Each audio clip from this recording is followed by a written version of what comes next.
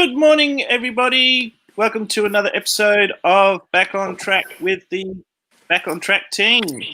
Good morning. Good morning. Morning. Back on Track this week is me. I've got the con. Oh, boy. Keeps pointing out. It's Pick on Allison week. Sorry?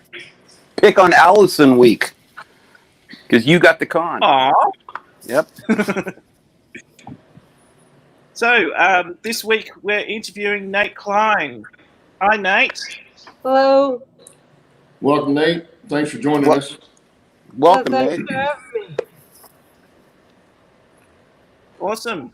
And we also have a few other bits and pieces to talk to you about. But, Claude, why don't you fire away with a couple of questions for Nate? We'll get him introduced and start from there. All righty. Well, my first question, which I kind of know the answer to probably because I know where he lives. But why did you change, Nate, from your Tygon Valley Railroad to the East Broad Top? Well, the Tygon Valley was that was an idea I had just for like a little interim layout before I could ultimately work on my ultimate goal of the East Broad Top Railroad. And since I started having structure kits made for the East Broad Top in HO scale, that meant I didn't have to scratch build everything. So that made it easier to get into modeling the East Broad Top. Oh, okay. Well, I've seen the machine. Was it machine shop? Yeah. On the East Broad Top, your kit for that. And if you guys haven't seen that, go to Nate's channel, and he's got online hobby shop set up too, and you can look in there and see that. The main shop is Nate's Light Iron Hobbies.com, and the shop for the laser cut structure kits is BroadTopMountainModels.com. Okay. And if you go to Michael McCarville's channel, he is doing a video of the build of the East Broad Top machine shop. And he has a video out now. It's like a little intro video for a mail call and unboxing. Yeah, I saw that the other day. And this, for you guys that haven't seen this or haven't been to Michael's channel, this kit's huge. It's really big. I wouldn't have any place to put it on my layout for sure. Yeah, it's a 14 by 22 inch footprint. Yeah, that's pretty good size for an HO model. But Nate, tell everybody where you live and how close you are to the Broad Top Railroad. I live in McConnellsburg. It's a little podunk town in Fulton County in south central Pennsylvania. And I'm about 30 to 45 minutes south of Orbizonia, which is the headquarters of the East Broad Top Railroad. Well, how did you get into Narragage? Was it mainly because of the East Broad Top? Yeah, back in the mid to late 90s, my dad and I went to the East Broad Top for the first time, and after seeing it, I fell in love with it. I've been wanting to model it ever since, and now that there's these structure kits that are easier than scratch building, now I have that opportunity. Mm-hmm. Well, I know what you mean about falling in love with it when you see something like that, because I did the same thing with the Narragage in Colorado. It's so much more intimate than a standard gauge railroad is to me, and that's what kind of charmed me about it. Plus, for me, it was in the mountains. That's the other thing I like about it. Oh, excuse me. So Nate, on your hobby shop, on your online hobby shop, do you do most of that by drop shipping, or do you have it shipped to you and then you ship it out? I have it shipped to me and then I ship it out. Okay. I don't have much in stock. I order as people order from me from the website. Mm-hmm. But usually, I can have it here in about 2 to 3 days, as long as it's in stock with the manufacturer or distributor, and then I can have it out the door and to your door in about 7 to 10 business days. Okay. So Nate, how long have you actually been in the model railroading hobby? I mean, you've been doing this all your life? Yeah, back when I was about 2 or 3 or maybe 4, my dad got out his trains. It was an HO Athearn Penzi, I think it was an SW1, and a couple of freight cars, and he set them up and he let me run them. So I've been hooked ever since. We got to love our dads, because my dad hooked me. Yeah. Probably about the same age. And my dad wasn't in it, but they got my first train set for me. So yeah, nice little 3-track, 3-track Lionel. I think it was Lionel. Might have been American Flyer. I don't remember, but my first train set that I got was a Lionel nickel plate flyer, nickel plate special. Is that the American Flyer? No, it was Lionel. It was a nickel plate flyer or special. Was the 442 Atlantic and some freight cars. See, I think I still have that somewhere. I wonder how many people can actually remember what their first train or locomotive was that they ever got. You know, your first memory of what you actually had. Maybe that's a subject for another day, Steve. Mine was a steam locomotive. I don't remember the wheel arrangement on it, but whatever they were shipping out in the kits, and the sets back then, that would have been 62, somewhere in there. Long time ago. And then I wonder how many people actually still have them. Oh yeah. Oh, I wish I still had it, but I abused it. I was making bridges and stuff by sticking stuff under the track. And of course, hey, good morning. It's one thing under there. You didn't have the concept of trestle or anything, or gradual slope or any of that kind of stuff. You just stuck something under there to get the train to go over the top of it. It's a wonder they stayed on the track. I think all the pins on the track were all bent. It was like going over cobblestone street. I think every time I put it together. Yeah, because you'd always step on it. Yeah. I had another question, and I just went right out of my head. I hate that when that happens. Yeah, I know. It's called old age. Sparky's here. Hey, Sparky. Yeah, good morning, Sparky. He said his was an F unit, Tyco, Canadian National Stripes. No, you don't have it. Yeah. No, if it was Tyco, it probably didn't last. I remember the Tyco stuff. Yeah, my first one was an Athearn SD45. It was the number 8803. Oh man, that's disgusting. You remember that? Oh man, my head is full of so much stuff that useless information. Yeah, exactly. Ask me something important. I couldn't tell you.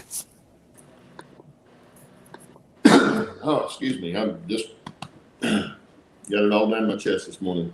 Yeah, you got to forgive Claude and me. We're getting over colds. At least I am. So, has anybody in the chat got a question for Nate?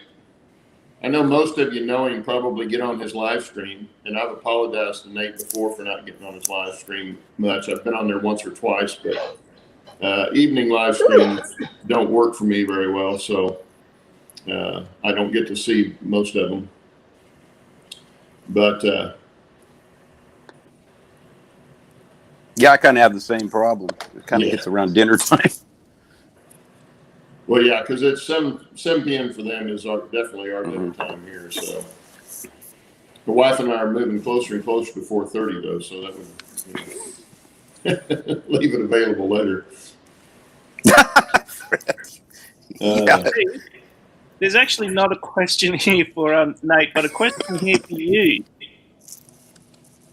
I think that's you, or I'm not sure if it's the other Steve that's in the chat, but he says, Steve, what's that? 12-inch to the foot scale? But maybe he's referring to my SD45. I don't know. It could be. That's probably what he's talking about. Yeah. That would be a heck of a first train set, wouldn't it? Oh, Lord. Yeah, until you fired it up and the neighbors protested.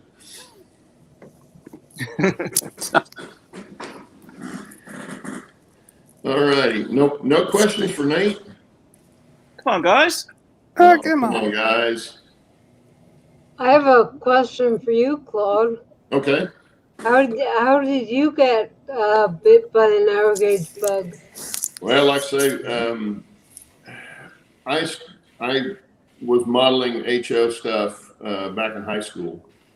And of course, I'd get the Model Railroader magazines and some of the others. There was a hobby shop. I remember the name of it. AHC hobby shop out of New York, I think. That used to send a great big, thick catalog. It was all in black and white. And they had some stuff in there that was narrow gauge, and that kind of piqued my interest. And I started looking for it, Model Railroader, and then they had one that somebody had done, San Juan Central or something like that, was being built. And I kind of looked at that and I thought, well, that looks kind of cool. And they were talking about how you could get more in a smaller space and all that sort of thing.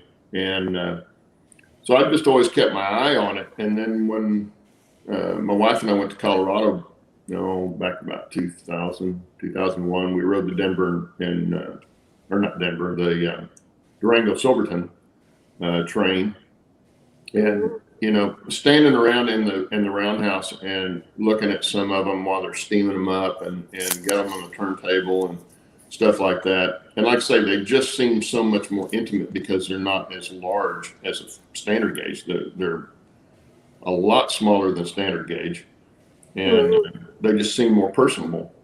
And so that's kind of where I fell in love with it. Plus, it's like I say, it was in the mountains, which I just love the mountains. So I told my wife we were on that trip, and I was still doing RC airplanes at the time. And I told her, I said, if I could ever get you to move up here, I would quit flying airplanes, building airplanes, and start back with trains again. So. So I had it in the back of my mind that, one day I would do that. But when my son finally said something about wanting to do a layout, and of course he doesn't live in this town, so he's not got as much to do with it as I do. But that's all I needed was the kick to go start doing a layout again. And then I thought, I'll just do narrow gauge because I can get more in than I can if I do full HO. Hey, Nate, 2 questions for you from Steve Anderson. The first one is, why the big machine shop? And, let him answer the first one, Steve. Yeah, that's why I stopped. The big machine shop, I wanted to make it as prototypical as possible. Back in the 70s or 80s, there was a company called White Ground Model Works, or White Ground Metal Works. It was Model Works. Anyway, they had made a version of the machine shop, but it only had 2 of the 3 wings on it. So I decided if I would make this kit, I would make it, full size with all the wings in it, and as prototypical as possible. Oh, okay. Now I got to find the next one. I've got it up on the screen, Steve. I got it. Okay, go ahead. You got it? No, go ahead. Okay. So again, from Steve 87th PSAP, Mr. Anderson. Nate, how do you get your narrow gauge equipment, engines, cars, etc.? Or are there more scratch builds? For East Broadtop, it's all the locomotives are brass Hallmark models that were made in the 80s. So you have to watch eBay, and there's also Funeral and Camerlengo.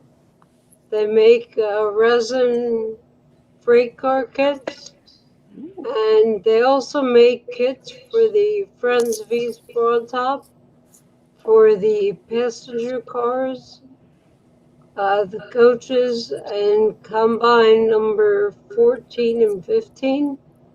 But they don't make those anymore. So those are passenger cars, or you have to look for them on eBay. Well, and I've seen some some kits. I want to say,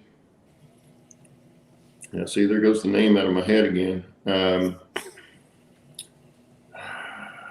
I can't think of it right hand, but I've seen some kits when I've been looking for stuff for Denver and Rio Grande in the narrow gauge that are actually come with East Broadtop decals. Now, well, I don't know anything about the East Broadtop, so I don't know if the kits are consistent with East Broadtop equipment or not. But I'm guessing that they come with the decals so that you can, make do if you have to. Yeah, these Broadtop equipment is very unique. A lot of it was built in the shops from their own design. I know the hoppers they first purchased from Press Steel Car Company, and then they modified that design and started building their own. Interesting. Yeah, it's like Denver and Rio Grande kind of did the same thing for the narrow gauge. There wasn't a lot of mass manufacture. I don't think there was any mass manufacture for the narrow gauge equipment. I mean, most of them were built by the shops in their locations to meet their needs, and so that's why you see stuff that you don't see on the standard gauge in the same kind of design. I mean, I know Denver and Rio Grande did that a lot, and depending on what part of the railroad they were on as to what kind of cars they had. So they definitely make special designs for what they needed. I've got a narrow gauge question for you, Claude. It kind of,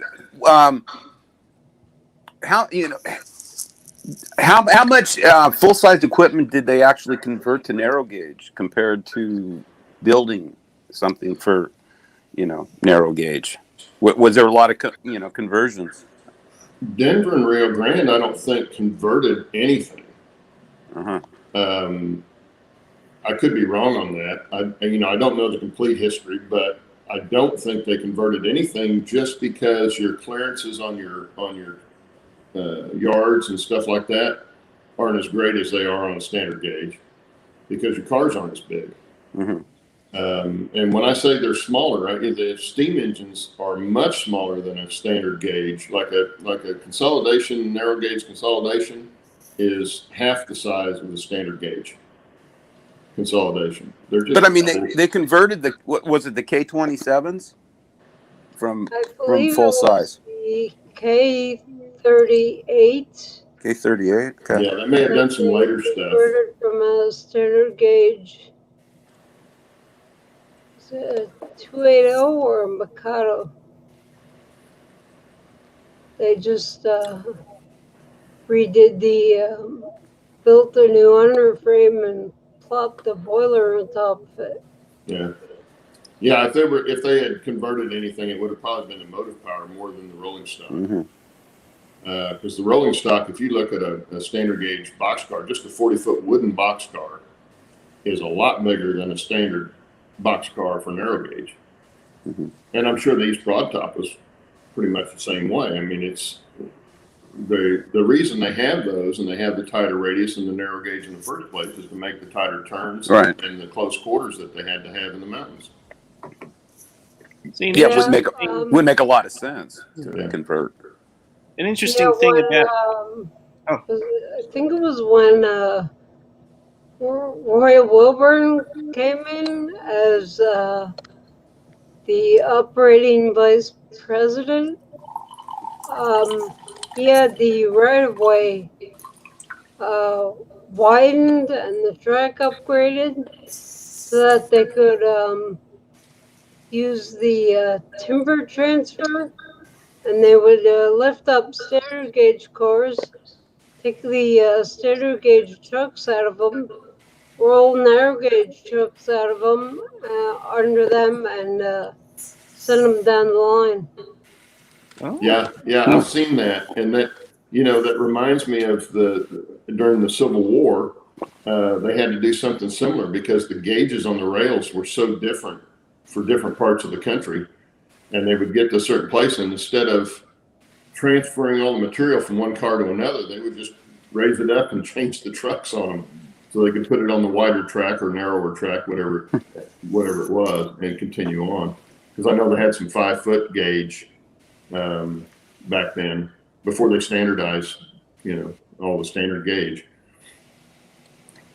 But somebody asked earlier too, what they wanted to know what was narrow gauge? Oh yeah, Bill asked what is narrow gauge in model railroad? What is narrow gauge in model railroading? Yeah, I'm not sure exactly what he's asking. I wasn't sure about that question narrow either. Gauge in real life and model railroading is anything under the standard gauge of 4 foot 8.5 inches. Yeah, a lot. Is the East Broad Top a 3-foot gauge? Yeah, the East Broad Top is 3 foot gauge. Yeah, so was the Denver and Rio Grande, and the Rio Grande Southern. All those were 3-foot gauge, but Yeah, 2.5 foot is common. So was the Tweetsie. Yeah. The Tweetsie and the East Broad Top actually shared a president for a little while. Yeah. Well, I know I saw last fall when we were up in Maine. We came into Portland, Maine on the cruise ship, and right there at the port were some Maine 2-foot rail. Yeah, Which really looks strange. It really looked strange, only for the fact that it was heavy gauge rail, and it was only 2 foot apart. So it looked like the difference between 3-foot gauge rail and what you'd see in standard gauge HO, or N gauge rail against standard gauge HO. That's kind of what it looked like to me. Was almost like N gauge track. Oversized rail for the size that it was. Yeah, I believe where the main narrow gauge museum is in Portland. They actually manufactured freight cars and stuff there at that facility, and they just used the rails that were left which were, I believe, for a standard gauge, really heavy rail. Mhm. There's a question here for you, Nate, from Fred Wild. He says, did you use a manufacturer to cut your designed kit or cut it yourself? I've been working with Bill Banta of Banta Model Works. He has been, I supply him with the drawings and pictures and everything, and he designs and cuts the kits for me.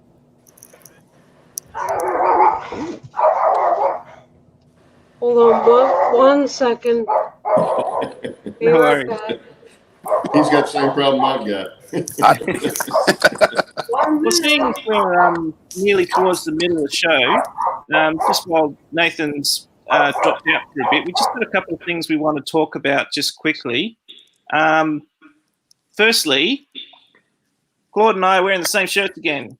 Hey. Samesies. If you want to get one of these brilliant shirts or one of these, don't forget, down below in the description, we've got our Teespring store. You can also still, oh yes, sorry, that way. You can still get awesome mugs and all sorts of other cool stuff. We've even got hats on there at the moment. So I haven't got the patties on there. So also don't forget, Steve has got plenty more keychains where they came from. So don't forget to email us again. And also don't forget to like, subscribe, and hit that bell icon. Ding. And just to remind you guys, all the profits that we get off of the merchandise sale and the keychains and stuff is going to go back in for prizes. And I think we're going to have one here for too long. We need to have one for too long. We haven't already set it up. But we'll have, we want to do this so we have some nice prizes to give away. So you're not only getting good merchandise, and the t-shirts are really comfortable. I had them do the comfort tees, and so they're very comfortable for lounging around the house or whatever. But that profit does go back into the community. So it goes back to you. Yeah, it's going back to you guys. Yeah. And also, if you order a t-shirt, order one size bigger than you would think, because they tend to run a little small. At least mine did. Yeah, I'm actually wearing a 3X, and I normally wear, I used to wear just an extra large, but I noticed, because when we go on vacation and stuff, and I'll get a t-shirt or something, they started running small, and I didn't get any bigger around the shoulders and stuff, and that's where it would always be small on me. So, well, I got a large, and I should have got an extra large, but yeah, maybe Claude, that could be us. Maybe we're bigger than we think we are. It could be.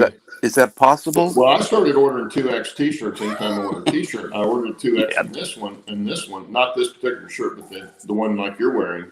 And it was, it fit me when I first got it, but after I washed it, it shrunk a little bit. So I started getting a 3X. And so when I picked the shirts to put on the site, I did pick some that would be big enough. You can get I think it goes up to 5X. Is what you can get. So if you want to pitch a tent in the backyard or something, you can. You can use a t-shirt. Use a t-shirt. Oh my God. Claude, or Cluad. So what? Fred Wild's got one just like Steve's, thanks to you. Oh yeah. I think you misspelled your name deliberately there. Well, Fred had won the drawing on my site, on my channel, and he already had the prize that I was giving away. So I sent him a shirt, even though he said I didn't need to, but I sent one to him just because he did win the drawing. So. And Bernard C says, that's good to know, Claude. I get my clothing from Omar, the tent maker.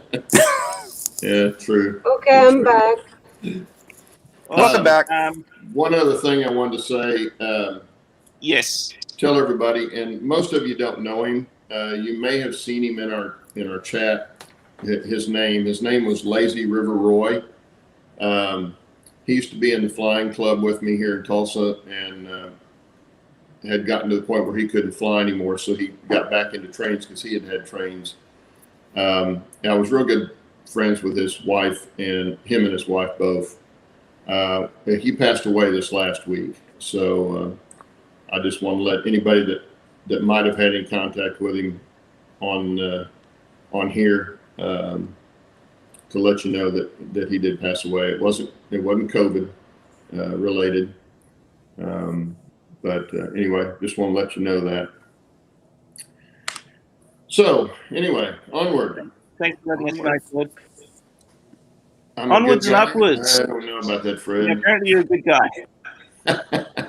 I can find a lot of quotes to the contrary. We think you're a good guy, Claude. Oh, thank you. I try to be. I like Claude.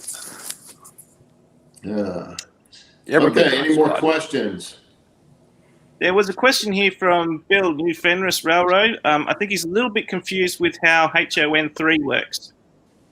Can you explain for the audience how HOn3 works? HOn3 is HO scale narrow gauge 3 foot. What you're referring to, Will, is HO scale on N scale track. That's actually HOn30. Yeah, 2.5 foot scale. Yeah, 2.5 foot gauge. And they will not run, you can't interchange them on the track. Yeah, your narrow gauge, HO narrow gauge track, say like in a flex track, is not as narrow as N gauge flex track. Yeah, you're thinking of 9 mil there. HOn3 is 10 mil. Bernard C, he makes a comment here saying, sure wish I paid more attention to my grandpa, early 20s. He was on the Eureka Palisade line? Palisade line. Wow. That's cool. Yeah. That's cool. I posted, one of the first videos I posted on my site, on my channel, was when my wife and I were there in 2001 in Durango. They were having I think they call it Train Fest. And they had a loco from the Palisade line that's a guy in, I thought they said Las Vegas owned it, and he ships it out to Durango every year for this festival that they have. And it's a wood-fired 440, I believe, and it's off the Palisade line. And it's a little bitty tiny, it looks like an amusement park train. It's so small. In fact, it only pulls one car behind it. Yeah, I think that's actually named the Eureka. Yeah, and it's a cool looking little engine, but I got a good close-up video on it running by, because we saw it coming back from Silverton. We were on the highway and I saw him heading south, and so we hustled down to Silverton and parked in a parking lot right by the track and got a good drive-by of him coming through. But it's unusual. You don't see wood-fired engines anymore, for sure, and the coal-fired are starting to go away now because, all the forest fires that they claim they make. So it won't be long before we won't see any of them anymore. Fred Wild's asking a question here. He says, who makes Narragage track? Microengineering and Pico. Shinohara used to make that, but they don't make that stuff anymore. Shinohara made like dual gauge turnouts and stuff. So if you want dual gauge turnouts, you need to make them, and for that I would use Fast Tracks, which is the the aluminum templates that you put the rail in and file all the points and the frogs and everything, and then we're all experts on Fast Tracks. What's that? we're all experts on fast tracks here. Well, actually, I would suggest using going back to building turnouts. I'd suggest if I was going to do it over again, I would go with fast tracks because I went with Blue Ridge tracks, and it's a composite material, which is fine. But I think I would prefer the aluminum one. I think Claude and I were talking about that. That if you're going to make a lot, they're a little bit easier to work with. Mm. A little more durable, I think. Yeah, I would think, because I've not seen There's also companies that will build the turnouts for you. Like I believe Grizzly Mountain Engineering, Railway Engineering, I believe Steve Hatch. Jamestown Trains. I got one from him. I got a crossing from him. He does good work. And who's the guy? I never can remember this guy's name. He's got a channel on YouTube, and he does design. He does all kinds of stuff in model railroading, building and design, and all that kind of stuff. But he started doing fast track turnouts too, so he can build them for you if you want. If you don't want to buy the stuff yourself and do it yourself, but that's part of the fun for me is building them. it is actually kind of fun. Yeah, well, it's very rewarding. It's similar to doing anything else on your layout. You get done and you stand back and you go, "Wow, didn't know I could do that." So it's a lot of fun in that regard. But that's the best way to get it. Nate's right. I get most of mine from I get all my rail from Microengineering. All the rail that I build my turnouts with, all the rail that I spike down, and then I bought some flex track even off of eBay that I'm going to end up using up on the top level just to speed things up, and it's all Microengineering. Mm-hmm. But they also make Microengineering also makes a dual gauge flex track, so you get the standard gauge and the narrow gauge on your flex track. Yeah, the problem is the turnouts. To get the There's dual also gauge Tilly as turnouts. well. So again, Ally? Sorry, there's also Tillig out there, which is a European manufacturer of track and points, and I'm pretty sure they do what they call HOE, which is HOn3. Okay. Yeah, and John's got the name. Is it M. Peter? How's he pronounce that? Petrel? I don't know. I don't know how it's pronounced. But anyway, yeah, he does. I think he's English. Bruce Giroux does some too. But the guys that build them and sell them, they make really nice turnouts. They're not cheap, but nothing is anymore. So. Well, Bernard says you make good ones, Claude. Well, thank you, Bernard. That's one of the easier ones to do. Is just a straight. I think that was a straight HO turnout. When you start getting into the dual gauges, they start getting a little tougher to do. The three-way turnouts, that was probably the hardest one to make, just because of all the guardrails you have on the thing. Try making a three-way sub switch. I thought about it. The problem I had with the stub switches was on a three-way was you can't really put a motorized turnout motor on it because you have to be able to stop it to line up with each one. And I could never figure out how I could get that to work. I'm sure there's probably a way to do it, but because I use tortoise turnout motors, I like those really well. And I think Steve Hatch at Railway Engineering has a switch motor that you can use with his three-way subs. okay, well, because I've got a three-way turnout, and I've even the touch toggles that I'm using from Barrett Hill Trains. He's got a three-way system for a regular three-way turnout, but I don't know if that would. I don't think that would work for a stub. I could be wrong. I haven't set it up yet, but I do have the stuff for it to do that. Somebody else asked a good question. Yeah, Fred Wild makes his own turnouts with the fast track stuff. Mm-hmm. Yeah, he's talking about using servo motors, I think. That's what he means. Using what? Servo motors for the points for the turnout. Oh, a servo for it. Yeah, that's true. That would work if you can. Yeah, stop the servo, in the middle. There again, it's getting it lined up just right.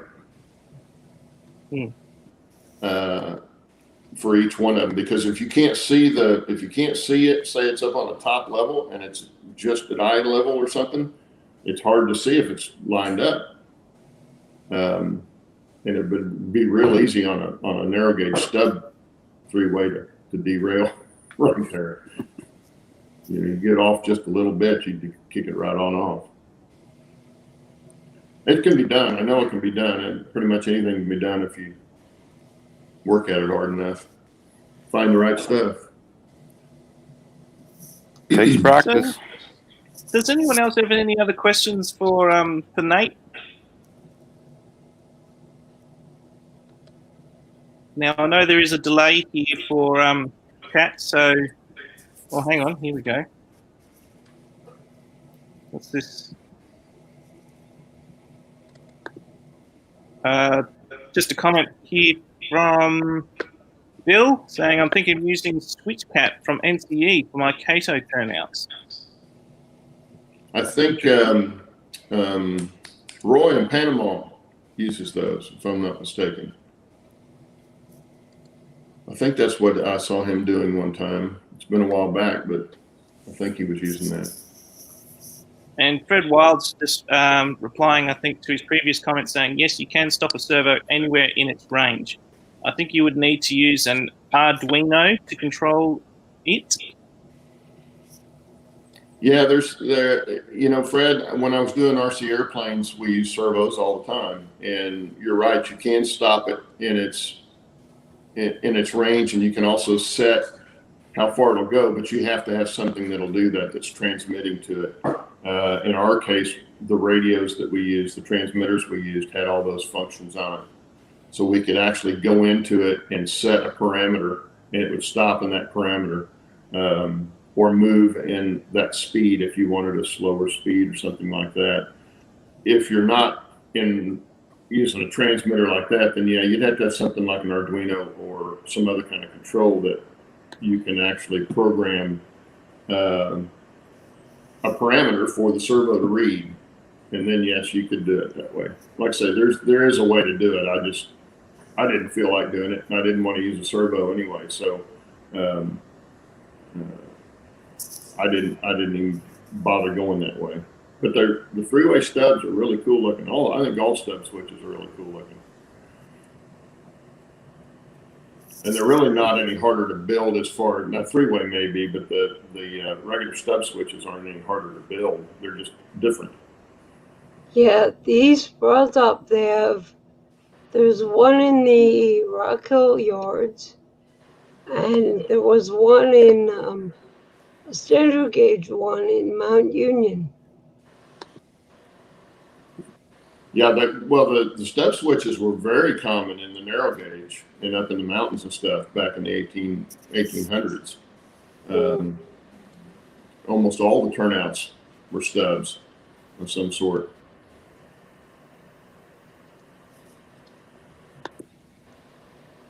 Yeah, I know when they were rebuilding the one in the Rock Hill Yards, they had problems with trying to get to line up with, expansion and contraction. Mm-hmm. Hey, Nate, Yeah. Bill, New Fenris wants to know if you have a ladder or are you building one? I don't have a layout now. Part of the reason for the Tidot Valley Railroad and Coal Company was because we are renting, and it'll be just something to set up and play around with. But since I switched to ABT, model the ABT, I'm gonna wait until we can buy a house with a nice sized basement to start on that. And I believe, to get the all the main line in, will have to be double deck. That would make sense to me. Yeah. Yeah, because if you have any idea that you're moving, you're either going to make it portable, easily portable, or just wait because you don't want to have to tear it all down. That's no fun. Yeah. All part of the learning experience. Even if I build it in a house with a nice sized basement, I would try and make it easy to disassemble. Keep it like maybe like a shelf style, 12 to 18 inches deep, depending on the scene, and keep it simple. It looks better simple. Yeah. But does it ever stay simple? Grandpa Rails is asking, can you use a servo on a double slip switch? I would say, yeah, you probably can. It's just a matter of figuring out how you need to set it up so it'll do what you want it to do. And there again, part of the problem with a three-way or a slip switch of any kind is powering the frogs. If you're going with powered frogs, if you're doing insulated frogs, it's not as big a deal. But if you're powering the frogs, then you've got to figure out a way to do that. And that's why I like the tortoise switches, because they've got the internal switches set up. So as soon as you turn the points, it's giving you contact in the frog for the direction you want to go. And it works just really well. But I don't know, has anybody else got any info on that? I've not used a servo to do a switch, so I really can't answer it. I'm assuming that it can be done. I believe there's modules for it that the servos plug into, but I'm not 100% sure. Oh, Grandpa Rail's using InsulFrog anyway, so. Yeah, if you're doing InsulFrog, John, I think you can. I'm almost positive you could do it. It's just a matter of figuring out how it needs to be set up in your particular situation. And then you're going to have something that's going to limit the travel on the servo, either with the flexibility in the wire that you use to throw the points, or electronically, like an Arduino or something, to limit the actual movement of the servo. Because some servos, I know servos I use because I built fairly large airplanes, were all high torque. And you get 200 or 300 ounce torque on a servo, and you put that on a turnout and it goes too far, you'll tear the turnout up. So you have to keep that in mind too. But there's all kinds of servos out there. You can probably end up using micro servos, which are for foam airplanes, and they don't have near the torque on them. Red Wild makes a comment here saying, I have a few servo-powered turnouts on my layout. I use frog juicers for the frog. I have a decoder that controls it, but I can't remember who makes them. I have heard of frog juicers before. Mm-hmm. Tam Valley makes, I think, one that's called a frog juicer. Yeah, Tam Valley Depot. Mm-hmm. And they're basically like they work basically like an AR1 reversing setup. I mean, you once you get it wired up, you don't have to do anything to it. It just works.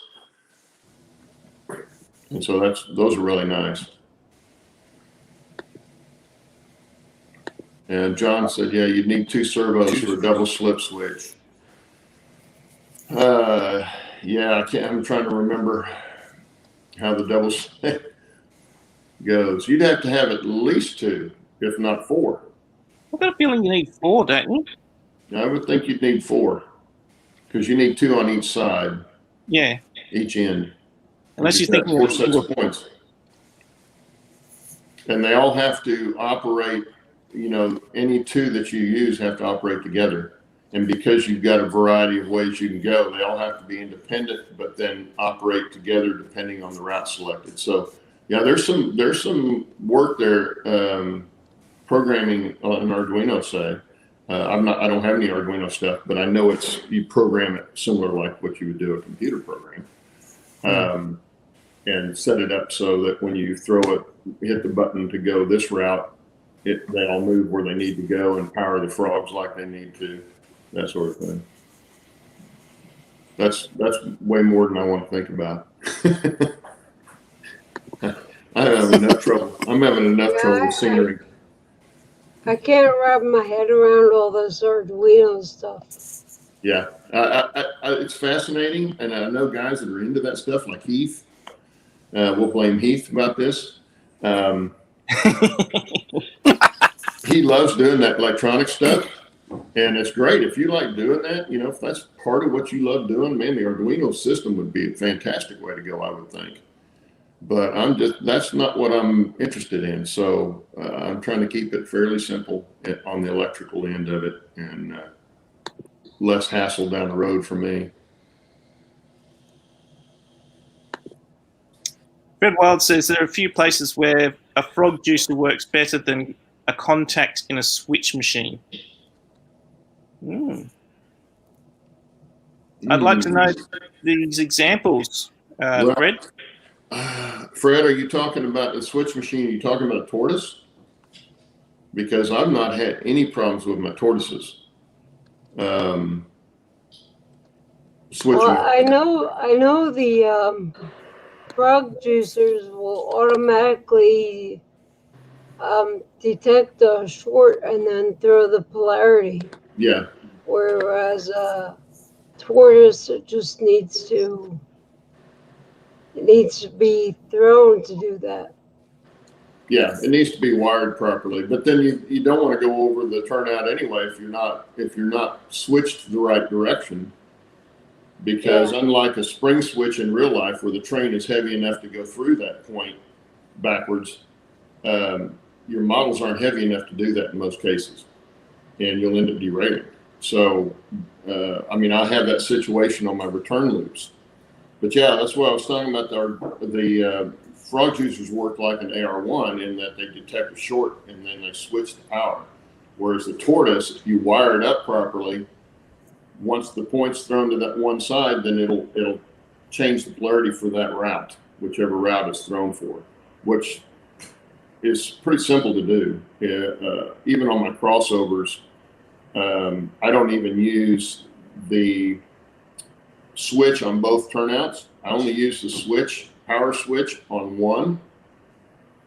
Okay, and then I run 2 wires, 1 to each frog, so that those frogs are wired for that direction when you throw the crossover.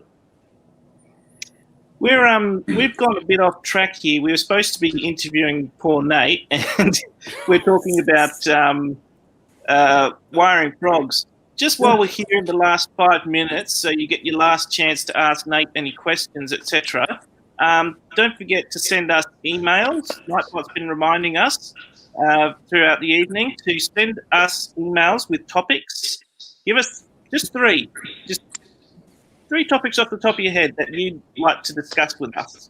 Or you'd like us to do that, didn't you?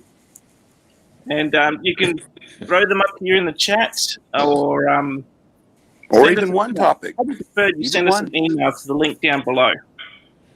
Shannon's got something on her. That's why she had to say that. Oh. So what does everybody think of the new format without Shannon? Is that, oh my goodness. He's trying to be Don't go there, polite. Steve. I'm missing picking on him. Well, we can pick on him. He didn't have to be Yeah. here. Well, no, He it's more doesn't fun to have pick. be, he just can't defend More himself. fun to pick on him in person.